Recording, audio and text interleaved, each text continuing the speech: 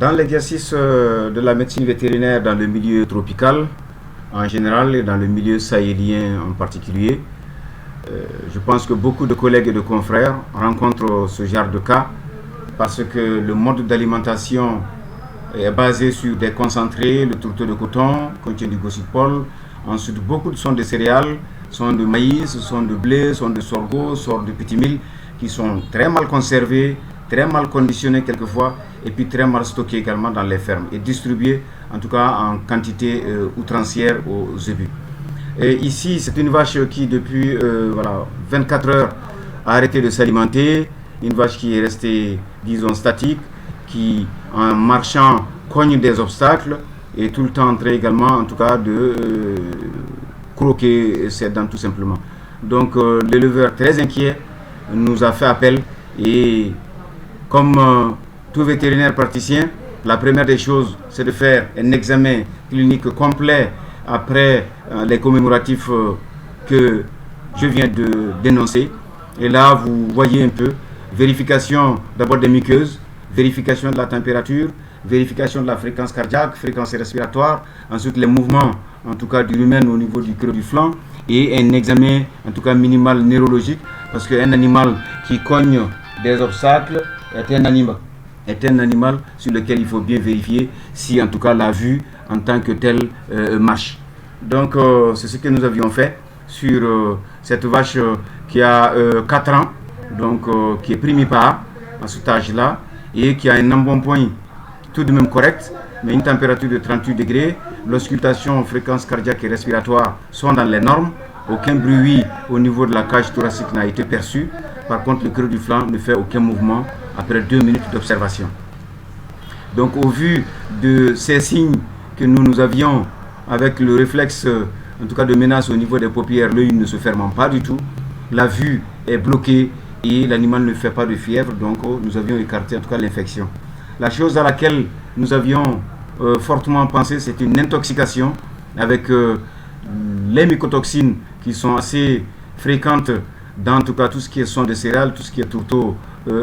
également de coton. Ensuite, puisque dans le régime, nous avions généralement du tourteau pressé par beaucoup d'industries actuellement, beaucoup de types de tourteaux se retrouvent sur le marché. Donc le gossypol est naturellement suspecté dans en tout cas ce concentré qui est donné d'ailleurs en abondance. Et cette intoxication que nous suspections, en tout cas justifie d'abord que le rumen ne marche pas du tout parce que la digestion est complètement bloquée et l'animal est apathique, donc pas de réserve d'énergie et au vu également de en tout cas la couleur des muqueuses, au vu aussi des craquements en tout cas des dents, nous pensions aussi à l'installation d'une hypocalcémie très sévère, en tout cas carence en vitamines, carence en minéraux également très sévère qui s'est installée chez la vache. En tout cas, tous ces éléments justifient qu'elle soit apathique, qu'elle cogne les obstacles, c'est la vue qui est complètement coupée. Et ça, le gossypol a cet effet négatif notoire sur le nerf optique. Donc vous aviez ce phénomène qu'on appelle amorose tout simplement. Toutes les structures de l'œil sont là, mais au clignement de l'œil, un danger peut venir frapper l'œil sans que la vache, en tout cas, ne le voit. Donc, comme tout simplement solution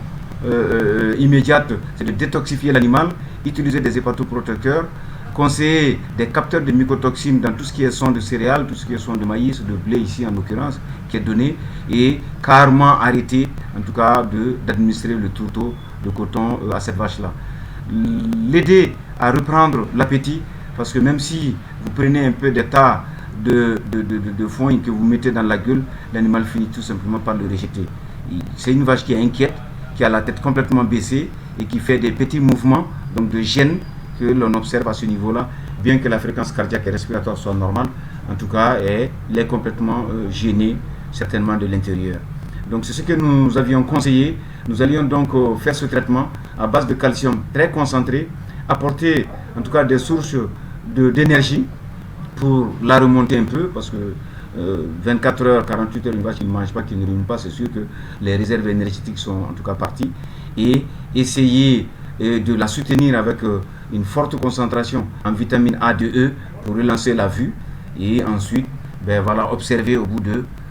72 heures, comment en tout cas l'animal va reprendre. Le pronostic, je l'ai écrit, il est réservé lorsque l'animal atteint ce stade-là. Et d'après les commémoratifs, il y a 2 vaches qui ont fait les mêmes signes, les mêmes symptômes donc dans la même ferme et qui ont fini tout simplement par mourir.